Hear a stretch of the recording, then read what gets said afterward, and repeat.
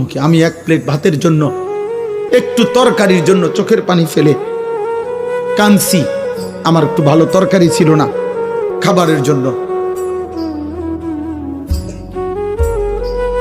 আমি এমন হয়তো 6 মাস গেছে, 1 বছর গেছে, 2 বছর গেছে যে গুনা 2টা পরোটা আর 2 টাকার ডাইল ভাজি আর 2টা পরোটা 4 টাকায় 6 টাকা গুন্না প্রতিদিন নাস্তা করতাম। কোনোদিন এর অতিরিক্ত কিছু খাইতে পারি নাই কোনোদিন। আমার এর চাইতে বেশি হিসাবে ছিল না। আমার যা বাড়ির থেকে হিসাব করে দিছে, বড় ভাই দিছে, আমি তা গুনে গুনে খাইতাম। 6 টাকা করে নাস্তার টাকা।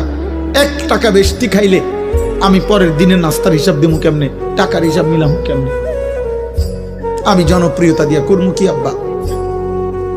আমি তো ইলেকশন করতে নামছি না, আমি তো বুটে দাঁড়াইছি না রে বাপ, যে ধীরে ধীরে আমার জনসমর্থন বাড়তেছে। এখন অনেক লোক হয়, মাহফিলে লোক হয়েছে, তো কি হয়েছে বেটা? হইলেই কি, না হইলেই কি?